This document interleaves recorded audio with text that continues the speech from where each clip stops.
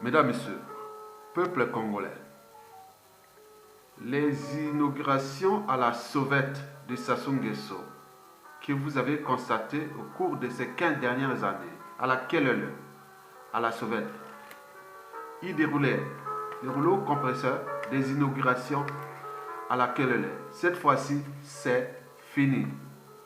Ces inaugurations sont arrivées en fin de cycle et ce que je vais vous expliquer. Si aujourd'hui et jusqu'à la fin ou à la chute inévitable du dictateur Sassou Nguesso, si vous le voyez faire ça, c'est soit pour les intérêts de ses donneurs d'ordre ou de ceux qui le protègent, soit c'est pour les intérêts privés du clan au pouvoir.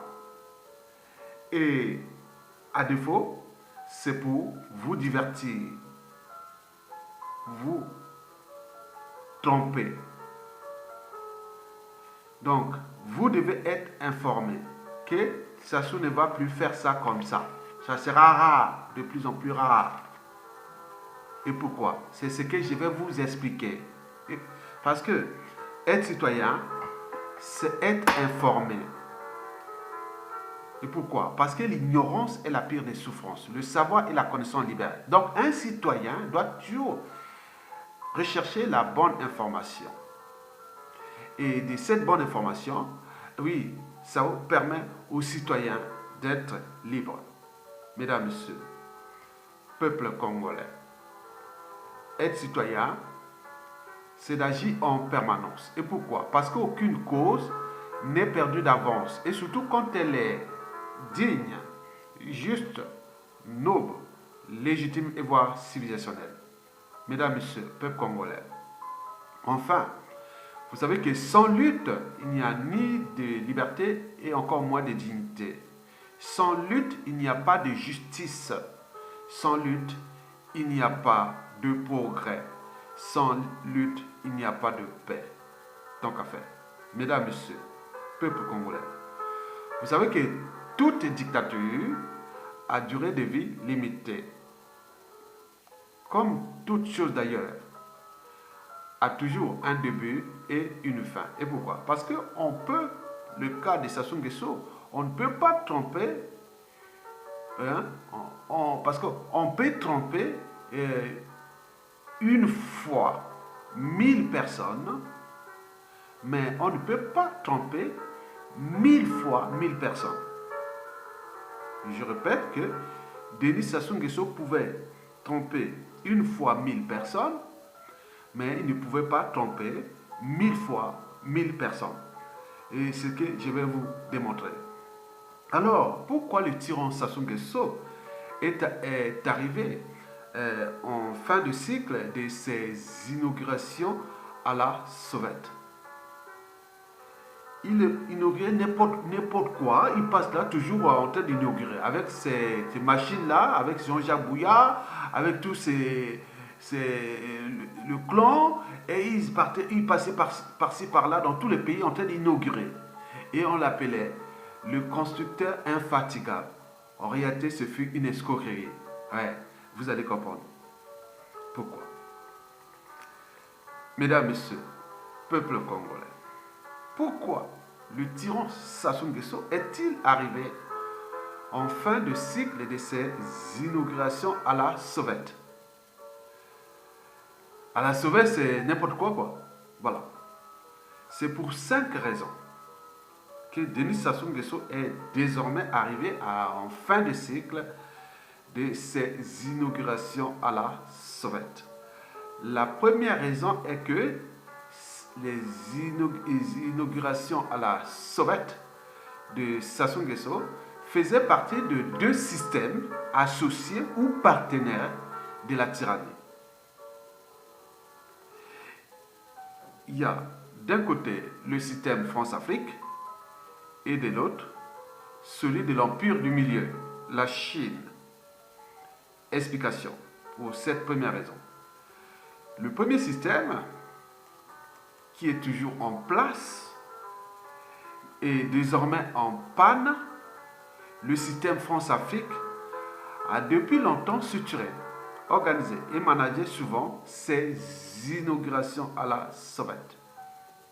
En effet, la mise en application de ces inaugurations s'est opérée à travers des instances de gouvernance globale France-Afrique ou des réseaux d'influence France-Afrique ou des réseaux d'influence de la France. Et parmi ces ces instances de gouvernance globale France-Afrique figure la Commission européenne, la BCE, le Fonds monétaire international, la Banque mondiale, la Banque africaine de développement, le Fonds d'aide au développement de la France, et n'oublions pas les multinationales. Parmi les 3 dernières inaugurations, en date, on dirait même les 4, on a pu par exemple voir l'inauguration des grues au port autonome de Brazzaville l'année dernière. Ce fut qui a financé ça? L'Union européenne, la BCE, et qui est derrière? C'est l'aide au développement, c'est la France. Donc il était là pour aider Sassou Nguesso parce qu'on n'a plus vu des inaugurations dans ce pays depuis qu'il y a eu coup d'état constitutionnel et hold-up électoral. Donc il faut lui donner un coup de main, que la machine marche, il faut tromper les Congolais, que la machine marche. Vous avez par exemple pu voir aussi ce qui s'est passé l'année dernière dans la Bouenza, à Fouati, et sur l'inauguration des turbines, des choses comme ça. Et donc c'est qu'une diversion. Hein, et ça fait toujours des fonds d'aide au développement de la France-Afrique. Et donc vous avez par exemple pu voir aussi du 18 au 21 février de cette année, Denis Sassou Nguesso qui a successivement inauguré la centrale électrique à gaz de Njeno à Pointe-Noire, qui appartient d'ailleurs à la Eni Congo, c'est-à-dire c'est une société privée italienne. Donc on vient donner un coup de main à Sassou Nguesso, et oui, qui est le partenaire. Donc là, il n'y a rien, c'est une société privée, vient inaugurer les infrastructures d'une société privée. Et donc c'est un mélange de genres qu'on ne comprend plus rien. Donc il vient là-bas simplement pour montrer aux Congolais que voilà, il travaille, qu'il est... Non, rien du tout. C'est de la diversion. C'est de l'escroquerie politique. Et vous avez vu l'inauguration des quais, des nouveaux quais au port maritime de Pointe-Noire, qui appartiennent à Bolloré, qui ont été achetés dans les conditions d'opacité totale. Donc il vient inaugurer les affaires de Bolloré en contrepartie, et Bolloré va mettre les réseaux de la France-Afrique, qui est déjà en panne, pour le soutenir, parce que c'est ça le jeu. Donc il défend les intérêts de ses donneurs d'ordre, de ses protecteurs, contre vos intérêts du peuple congolais. Donc, tout ce qu'il a fait ces derniers temps, c'est loin des préoccupations des populations. D'ailleurs, en inaugurant la centrale électrique de Njeno, Pointe-Noire est toujours dans le noir. Mais pourquoi? Parce que c'est pas vous, c'est pour la société Eni. Une partie de cette électricité est détournée par des réseaux spécifiques pour amener l'électricité aux membres du clan au pouvoir. C'est ça, vous avez tout compris. Donc tout ce qui est inauguration ne sert plus à rien pour le peuple congolais. Et donc l'enjeu de ces inaugurations, qui pour la plupart sont financées par la dette publique quand même, il faut le dire, hein, elles appartiennent à des entreprises privées étrangères qui sont là sur invitation du dictateur Denis Sassou Nguesso et qui sont là pour le protéger, être etc. Hein, donc Sassou Nguesso garantit leurs intérêts contre les intérêts du peuple congolais. En contrepartie, on les protège par la force et par tous les moyens disponibles. Mais le problème, c'est que le système est en train de s'effondrer, c'est ce que je suis en train de vous expliquer. Mesdames, Messieurs, dans la première raison, toujours, il y a le deuxième système. Je vous l'ai dit que pour la première raison, il y a le système France-Afrique que je viens de vous expliquer. Et qui fonctionne à travers les instances de gouvernance globale France-Afrique. Donc, la Commission européenne, la BCE, le Fonds monétaire international, la Banque mondiale, la Banque africaine de développement, l'aide au développement, les multinationales. Et donc, vous avez tout compris. Donc, ce système-là travaille dans cette opacité pour prendre en partie l'argent du Congo, du public, mais comme il n'y en a plus, donc pour garder, pour faire semblant que la machine marche, on fait des inaugurations qui n'appartiennent qu'à des sociétés privées qui sont là pour protéger le dictateur. Et le deuxième système qui est aujourd'hui en panne est celui de la Chine. Bon, ce fut celui des ressources naturelles et notamment le pétrole, bois, minerais comme infrastructure et souvent des pacotés. Parce que depuis 2005 déjà, ou 2006, jusqu'à 2016 à peu près, vous avez vu la montée en puissance des inaugurations à la sauvette, ce qu'on appelle les grands travaux, la municipalisation accélérée. Et quand vous voyez ça, ce sont des infrastructures qui sont inadaptées et aujourd'hui, presque 2 tiers sont désormais en ruine. C'était des trucs de pacotés. Donc, ce fut quand même un piège à détournement des fonds publics. Donc, le cas de la Chine était cas d'école. Ils demandaient beaucoup comme ça, des infrastructures à la Chine comme ça, alors qu'ils finançaient petit comme ça. Mais les restes, c'est partout. Ils détournaient en main dans la poche. Mais on continue à faire ça, ce système-là. Donc, beaucoup se sont enrichis avec ce système-là.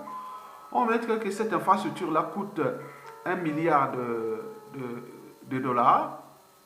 En réalité, on va le financer qu'à hauteur de 300 millions de dollars.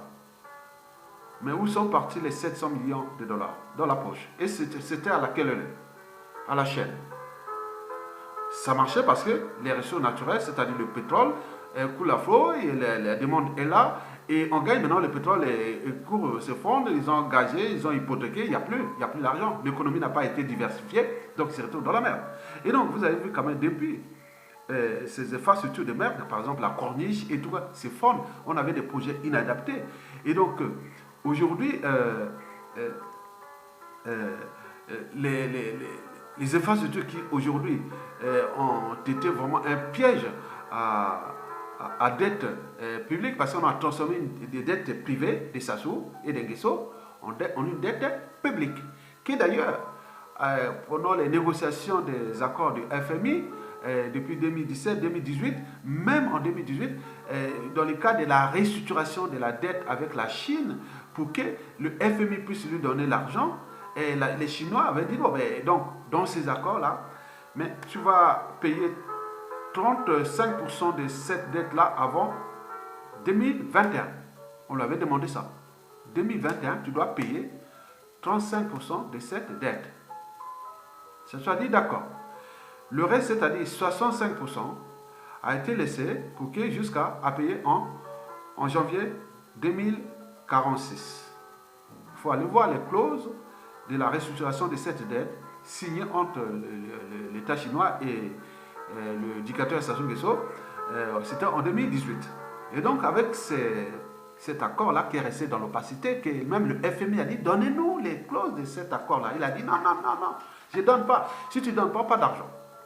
Et donc la France-Afrique a dû jouer son rôle et son jeu de lobbying et pour qu'on arrive à l'accord de juillet 2019 qui a consisté à appliquer, demander à Sassou d'appliquer maintenant les 48 mesures. C'est ce que je vais vous expliquer par la suite. Donc, Sassou Nguesso, aujourd'hui, le système est en faillite, en ruine. Donc même les 35% qui devait payer d'ici 2021, le pays est en panne, en ruine et autres, en faillite. Comment va-t-il payer cette dette? Et c'est de 2046 qui reste les 65%. Jusqu'en 2046, Sassou Nguesso sera encore là? Vous avez tout compris, mesdames et messieurs. Donc, le premier système et le deuxième système, vous avez compris comment ça fonctionnait. Mesdames et messieurs, peuple congolais, pourquoi le tyran Sassou Nguesso est-il arrivé en fin de cycle de ces inaugurations à la sauvette? La deuxième raison est que le premier système précité, c'est-à-dire le système France-Afrique global, est démasqué. Par exemple, le FMI ou la France-Afrique structurait et organisait la malgouvernance. Maintenant, ce système est grillé. Au départ, comment ça fonctionnait? Comme ce soit de l'argent, des ressources naturelles et tout ça. Donc, on laisse l'argent des ressources naturelles là pour les liquidités, pour les affaires. Maintenant, on fait le reste, c'est par la dette. On crée la dette. Donc, on fait la malgouvernance. Et donc, comme la dette est énorme, donc on va aller chez le FMI, puisque c'était dirigé par la France, et donc on annule la dette. Et on va encore emprunter. Et on va bouffer l'argent là. Après, il y a la dette. Et on va chercher l'argent. Et donc, c'était comme ça, c'est sans fin. Malgouvernance, on crée la dette, annulation de la dette, et on va emprunter, et on fait la malgouvernance, et c'était sans fin. Sans fin. Donc, vous avez tout compris. Or, depuis déjà 2016 déjà, 2019, le FMI n'est plus sous le contrôle des Français ou des Latinos ou des Latins. On appelle les Latins catholiques qui sont mauvais gestionnaires. Maintenant, le FMI, la machine de la France-Afrique qui, parmi ces machines, la plus grande machine, c'était le FMI. Et donc, le FMI est sous contrôle des anglo-saxons. Ils sont des protestants. Ce sont des bons gestionnaires. Donc, tout ce qui est l'argent public, on n'investit pas comme ça. Donc, donc Denis Sassou Nguesso et la France-Afrique, à travers le FMI, sont coincés. Donc, le système ne marche plus parce qu'on leur a opposé 48 mesures que Sassou est incapable d'appliquer parce que c'est trop contraignant. Alors qu'avant tout, on faisait le jeu, on ne passait même pas par ces mesures-là. Donc, Sassou est bloqué sur l'un des piliers qui consistait à faire ses inaugurations à la sauvette, parce que quand on lui donnait l'argent, et il prenait une partie pour aller faire l'inauguration à la sauvette, l'autre partie il mettait dans la poche. Le système fonctionne. Malgouvernance, dette, annulation, emprunt, malgouvernance, et donc c'était sans fin. Maintenant là c'est fini. Donc sous ce truc, ça soit bloqué. C'est d'où le statu quo, le truc que le FMI s'est retiré, parce que depuis 11 juillet 2019, ça soit n'a appliqué aucune mesure de FMI. Et en plus, la demande mondiale du pétrole, et avec le coronavirus, avec tout ce qui se passe, l'autosuffisance énergétique des Américains, et n'oublions pas aussi les transformations en cours en ce qui concerne les énergies renouvelables et tout compagnie. Donc le modèle économique de Sassou, qui était basé sur la rente pétrole, est maintenant dépassé. Il n'a pas su diversifier l'économie, vous avez tout compris.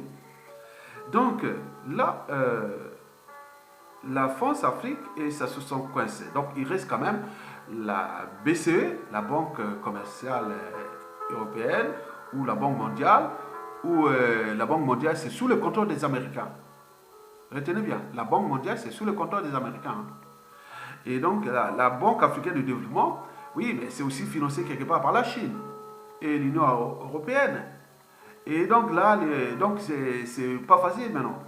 Bon, tout ce système est lié parce qu'il reste à Sassou Nguesso que l'aide au développement qui appartient à la France, à la France-Afrique. Or là, le système est aussi, on parle de passer les francs CFA, les réserves s'effondrent et tout compagnie. Donc, vous voyez déjà. Donc là, il n'y a plus, il est coincé là, sur même toutes ces instances-là, de la gouvernance là, et dans cette première raison qui concerne la France-Afrique, vous avez vu que c'est démasqué. Donc la France-Afrique est coincée. Or, que coincer la France-Afrique, c'est coincer l'employeur ou le donneur d'ordre de Sassou Nguesso. Vous avez tout compris. Mesdames, Messieurs, pourquoi le tyran Sassou Nguesso est-il arrivé en fin de cycle de ses inaugurations à la sauvette?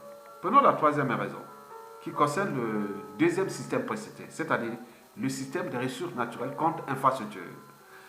La lune de miel entre les Chinois ou la Chine et Denis Sassou Nguesso est d'aujourd'hui en panne et démasquée. Car les Chinois le savent maintenant qu'avec Sassou, ils ne pourront pas garantir leur investissement. Et puis encore, ils ne pourront même pas récupérer ce qu'ils ont investi. Et en termes d'image, ça devient très négatif, voire travailler avec Sassou Nguesso. Et donc, ça devient problématique. Déjà, le problème de la dette. Et qu'ils ont dit qu'il fallait que Sassou paye déjà en 2018. Non, tu vas payer ça combien? Nous sommes en 2021, tu vas payer 35%. Mais le monsieur, aujourd'hui, le pays est en faillite. Comment va-t-il payer déjà les 35% de cette dette, dont on ne connaît pas le montant? On parle de plus de 5 milliards de dollars. Comment va-t-il payer ça? Au moment où les recettes même de l'État, aujourd'hui, les recettes de l'État, c'est 1 milliard de dollars. Comment va-t-il payer une dette de 5 milliards de dollars avec la Chine moitié? Comment va-t-il payer? Les recettes d'État sont fondées complètement. Et donc, comment va-t-il payer ça? Ou même les créanciers, tout ça, ils ont coincé. Donc, vous avez compris que Sassou est bloqué. Et donc, la partie de 61% pour janvier 2046, c'est vous, les Congolais. Hein? Lui, il ne sera plus là. Et voilà l'irresponsabilité de ce monsieur, que vous avez comme président, ou je ne sais pas, ou voilà. Il est en train de détruire votre avenir et vous êtes là en train de faire. Un être mortel qui va partir et vous laisser dans la merde. Mesdames, Messieurs, donc toute la machine, que ce soit de la France-Afrique ou de la Chine, est en panne. Et donc, quand les deux machines sont en panne, donc ça soit coincé. Donc, les inaugurations vont être de plus en plus rares. Vous allez plus voir ça faire ça. Ah ouais, il mettait dans la poche, allez, tiens, toi, voilà, c'était ça. On dit infatigable, s'il n'y en a plus, il n'y en aura plus. Vous avez compris. Mesdames, Messieurs, peuple congolais. Pourquoi le tyran Sassou Nguesso est-il arrivé en fin de cycle de ces inaugurations à la Soviet? La quatrième raison est qu'il faut aller voir du côté des indicateurs macroéconomiques. Parce qu'on ne fait pas de la politique sans économie. On ne va pas aller voir les créanciers sans comprendre comment fonctionne votre modèle économique. Bon, quand on voit les indicateurs économiques, macroéconomiques de Sassou Nguesso, il y en a trois, on prend par exemple trois. Prenons la balance commerciale. On a dit import-export. Si vous exportez beaucoup, ça veut dire que ça vous apporte les devises. Et donc, c'est-à-dire que vous diversifiez votre économie. Ça veut dire que vous créez des richesses. Cela veut dire que vous avez des emplois. Ça veut dire qu'il y a du dynamisme. Mais or là, c'est l'inverse. Les importations dépassent les importations. Il n'y a plus de devises. L'économie n'a jamais été diversifiée. Il n'y a donc pas de création de richesses. Et donc pas d'emploi. Donc aujourd'hui, le Congo, la balance commerciale du Congo n'est pas que négative. Oui, et vraiment, vraiment, le Congo est en ruine. On ne parle plus de décroissance là. On parle d'un Congo en ruine. Mesdames, Messieurs, parmi les indicateurs que nous avions constatés macroéconomiques du Congo, il y a le deuxième indicateur, les taux d'investissement public et privé. Prenons d'abord privé. Qui va encore investir dans un pays où on ne respecte pas les fondamentaux des règles économiques et financières, où quelqu'un n'a pas su gérer l'abondance? Comment pourra-t-il gérer la pénurie? Où vous courez le risque de perdre tout votre magot, ou même de garantir votre investissement. Beaucoup de sociétés ont fait faillite, ils ont fui, d'autres sont en ruine. Il y a les dettes intérieures qu'on appelle la dette creuse. L'État congolais ne paye plus leurs trucs. Maintenant, ils sont là, maintenant on veut. Donc, toute la machine de production, d'activité est en panne. Marco de qui? Il faut changer la tête, c'est tout. Dans toute organisation, qu'elle soit État, entreprise ou association, quand il y a un dysfonctionnement, c'est celui qui a la tête qui en est responsable. Le poisson pourrait tuer par la tête. Chassez Sassou Nguesso, vous allez voir tout ça va se transformer. Puisque ça marche ailleurs. Nous avons des ressources, nous avons des recettes, nous avons tout. On peut, oui, puisque ça marche ailleurs. Pourquoi? Pourquoi tout bloquer pour un seul homme? Donc, vous voyez que les taux d'investissement privé, personne ne veut prendre de risques. Mais quand on voit les taux d'investissement public, déjà, la dette privée de Sassou et de Nguesso transformée en dette publique, aujourd'hui estimée autour de 130% du produit intérieur brut. Et donc, toute cette dette n'est pas la dette des Congolais, ce sont des dettes privées du système que je vous ai dit, le premier système, France-Afrique, et le deuxième avec la Chine. C'est là où se trouvent les nœuds. Et donc, ces gens-là ont entraîné ce pays-là jusqu'à plus de 130% du produit intérieur brut de dette. Et donc, les créanciers disent, non, mais attends, on ne peut pas vous prêter l'argent parce que, bon, ben, déjà, il y a aussi intervention du monde anglo-saxon, parce qu'il dit la France-Afrique et tout compagnie, même les Chinois, ils disent non, mais on ne va plus vous donner l'argent, on bloque tout, on ne va plus, voilà. Donc, rembourser d'abord notre argent, maintenant après on verra. Mais là, on ne peut pas. On a dit, bon, Sassou Nguesso, va chercher l'argent chez le FMI et nous on remet la machine à inauguration à la Sauvette. Le FMI dit, non, je ne veux plus lui donner l'argent parce que le FMI est maintenant sur le compteur des Américains. Et donc, vous avez tout compris. Donc, résultat des causes, nous assistons à la destruction, à la ruine de ce pays. Donc, Sassou n'en voit plus à faire ces gestes-là. Parce qu'il n'y a plus, la machine ne fonctionne plus. Vous avez tout compris? Ces gestes-là, vous verrez rarement. Mesdames, Messieurs, peuple congolais.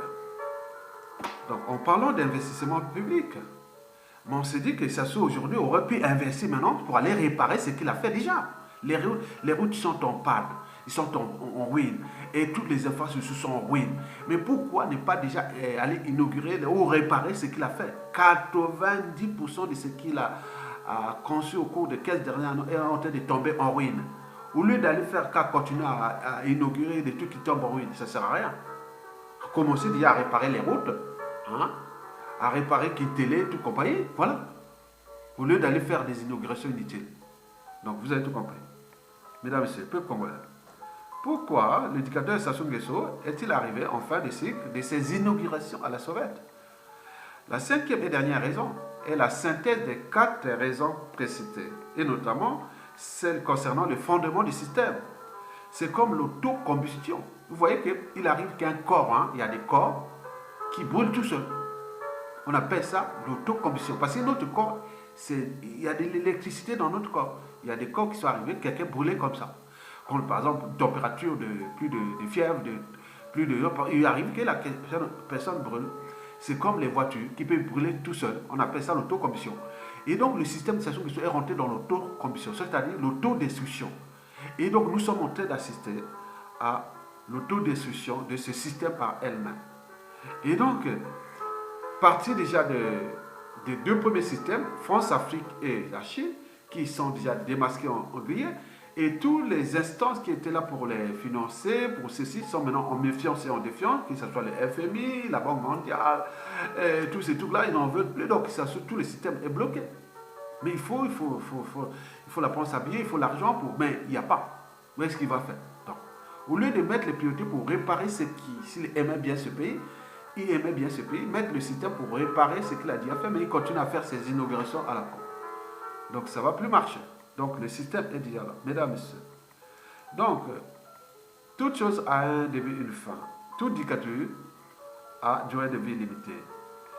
Par contre, si la réalité et la cruauté de la ruine et de la destruction de notre pays sont aujourd'hui communément admises, la question principale que nous pose la lâcheté collective, tant au niveau civil, politique et militaire, est celle de formes d'action que nous pouvons mettre en place et maintenant pour le chasser ou pour nous responsabiliser face à l'histoire. Parce que les générations qui vont venir, qui sont là, il dit qu'est-ce que vous avez fait? Vous avez laissé un être mortel, briser déjà de nombreuses vies, des millions de vies, puis ruiner un pays, détruire un pays. Il va partir comme ça. Et vous êtes là en train de s'indigner comme des enfants. Au lieu de se structurer, de s'organiser et d'agir, et maintenant, vous avez par exemple pu voir, depuis par exemple 2015, nous sommes restés toujours dans les boucs émissaires. La faute du nord, du sud, des points, nous posons. Non, s'il y a un problème de structuration, d'organisation, regardez ce qui s'est passé en 2015. Si on était structuré, organisé, on peut aller chercher les boucs émissaires à cause de la France s'ajoute, la France, jusqu'à combien de temps quand vous allez dire que la France. En 2015, quand les gens sont sortis 100 000 dans la rue, si on disait on restait là, on bouge plus, ou on fait ceci, 2 jours de siège, ou une semaine, 2 semaines, ou un mois de siège, parce qu'ailleurs, ça a duré même 1 an de siège. Mais si on pouvait rester là, c'est 2015, on n'y va plus, on reste là. Ça se tombait. Il aurait arrivé une négociation. Nous, on l'a laissé. Rentrer comme les moutons, ils sont rentrés. Après, on cherche les boucs émissaires. 2016, la situation politique. Les hommes politiques nous ont trahis avec Mokoko. Ils ont trahi Mokoko. Et qu'est-ce que on aurait pu trouver nos structures et rester là, désobéissance, on reste dans la maison. Non, rien du tout. Mais avec ce peuple-là, vous allez chercher qui? Et bouc émissaire, parce que, du point de vue militaire, hein, des accords. Hein. Si vous cherchez quelque chose de guerre ou de violence militaire, la France viendra aider Sassou Nguesso. Parce que ça fait partie des accords. La France viendra aider Sassou Nguesso. N'importe quel régime en Afrique, s'il n'est pas... la France défend ses intérêts. Si aujourd'hui Sassou Nguesso, même s'il est en train de détruire son propre pays, il est en train de hypothéquer les relations diplomatiques, économiques, commerciales, géostratégiques de la France dans cette sous-région, notamment avec le Congo. Mais qu'est-ce que ça peut faire? Pour l'instant, bon, les intérêts de la France marchent, même si ça détruit le Congo. Mais par contre, si vous êtes un peuple, vous mettez dans la rue, aucune puissance militaire ne viendra attaquer le peuple. On vous l'a dit, restez chez vous. Faites le truc, n'allez pas travailler. Toutes les administrations bloquées pendant une semaine, 2 semaines. Ça se tombe. Mais on vous a dit ça plusieurs fois. Mais comment vous allez faire les gens qui ne veulent pas bouger, ils ne veulent pas se libérer? Les gens sont là autour des boucs émissaires. Et les gens toujours monter les muscles par-ci par-là, mais sans rien du tout. C'est là. Et donc vous comprenez ça. Donc 2015 à nos jours, c'est nous-mêmes. Ce n'est pas les boucs, ce n'est pas la France. La France, aujourd'hui, si vous cherchez à faire d'opérations militaires, la France viendra du côté de Sassou Nguesso. À moins qu'elle ait changé d'avis pour comprendre que les régimes politiques passent, les peuples demeurent, mais le Sassou c'est du passé, et à ce moment-là, il pourra vous donner un coup de main. Mais donner un coup de main, il y a des contreparties. Et donc, c'est comme ça. Mais or que vous, peuple, si, comme on dit dans l'indicateur, n'a pas de concurrent à sa taille, tant que le peuple ne relève pas le défi. Donc, si vous ne relevez pas le défi, soit désobéissance civile illimitée ou insurrection ou soulèvement, Sassou ne partira pas et le pays sera détruit. Et personne à la fin, parce que c'est une histoire de nous-mêmes, et que vous avez autour de vous des enfants, petits-enfants, vous allez les regarder comme ça, vous êtes en train de détruire votre pays, vous êtes là, le matin, vous regardez les enfants, surtout au pays, n'ont pas ni d'eau potable, ni électricité, ni hôpitaux, ni soins, ni écoles, tout est en train de détruire, ruiner. L'unanimité s'accorde. J'ai eu de tous les nord et de tous les sud du Congo, du nord au sud, de l'est à l'ouest. Tous ceux qui viennent de Brazzaville, ceux qui disent, ah oui, c'est sous maintenant les gens de... Bon, ils sont en train de payer des trucs, hein. Ils sont en train de détruire. Mais qui? Nous sommes en train de détruire l'autocombustion. Donc nous sommes aussi dans l'autocombustion. On est en train de détruire notre pays, nous-mêmes aussi. Puisqu'on n'est pas capable de prendre les responsabilités. Donc, mesdames, messieurs, être citoyen, c'est être informé. Et pourquoi? Parce que l'ignorance est la plus des souffrances. Le savoir et la connaissance libèrent. Être citoyen, c'est d'agir en permanence. Et pourquoi? Parce qu'aucune cause n'est perdue d'avance. Et surtout quand elle est digne, juste, noble, légitime et voire civilisationnelle. Donc sans lutte, il n'y a pas de liberté ni de dignité d'un peuple. Sans lutte, il n'y a pas de justice. Sans lutte, il n'y a pas de progrès. Sans lutte, il n'y a pas de paix. Et donc, si vous ne prenez pas votre responsabilité devant l'histoire, ce pays qui se soit détruit, il va partir comme un lâche, puisqu'il a pris les moyens là colossaux de l'État pour vous attaquer, pour se protéger et autres. Le système est en train de s'effondrer, donc il va partir, mais après, ça va être difficile. Je vois par-ci, par-là, les manifestations sectorielles sur les ministères de point. Mais vous allez faire quoi? Même au ministère de l'économie ou des îles d'Okabi ou tout compagnie, où tous les indicateurs macroéconomiques sont en rouge pour me remettre la machine. La presse, quand ce pays sera complètement détruit. Donc les générations actuelles, vos salaires autres, vous n'aurez pas ça pendant encore au moins 3, 4, 5 ans. Beaucoup seront déjà même morts déjà. Vous allez mourir à cause d'un homme qui est là tranquille. Et donc vous avez tout compris. Donc le temps n'est plus de s'indigner. Le temps est d'agir. Parce que le pays est en ruine. Le pays est détruit. Tout le monde le dit que ça soit détruit. Mais ça va se détruire. Puisque je vous l'ai dit que tous les systèmes précités qui consistaient à divertir, à escroquer, à voler les caisses publiques, à détourner l'argent, à surendetter un pays, tous les systèmes-là sont en panne. Ils sont en chute. D'où l'arrêt des inaugurations, l'arrêt de tout ce qu'ils faisaient. Maintenant, demandez à Sassou Nguesso, arrêtez vos inaugurations, allez maintenant réparer d'abord ce que vous avez fait, puisque vous allez nous laisser des dettes. Prenez au moins le minimum que les instances de gouvernance globale France-Afrique, comme la BCE, l'Union européenne, la Commission et tout compagnie, donc qui vous donne l'argent, ou au moins donner l'argent pour réparer déjà ce qu'il a fait. Mais là, s'il ne le fait pas, ça devient des escroqueries. Vous allez encore laisser ça jusqu'à combien de temps encore? Mesdames et messieurs, peuple congolais, j'espère que ces explications vous ont apporté quelque part des éclaircissements et qu'il faut voir la situation de notre pays du point de vue global. Il y a des côtés, nous-mêmes Congolais, il y a de l'autre éducateur. Et le troisième côté, c'est tout ce qui était là pour aider l'éducateur. Or, que ce soit l'éducateur ou ces instances-là, tout dépend de nous, peuple souverain. Si on prend les défis, hein, on relève les défis, tout va venir vers nous. Et ça se dégage. Le système se fonde. Le système, là, il est en train de se fonder. Mais nous ne voulons pas qu'on arrive à des négociations. Parce que tu dis négociation, c'est toujours un perdant. Il y a toujours un perdant. Ce sera vous, les peuples. Et donc, prenez votre responsabilité. Et maintenant, le temps n'est plus décennié, ça se dégage. Et maintenant, vive la libération et vive la fête de l'agriculture. Merci beaucoup.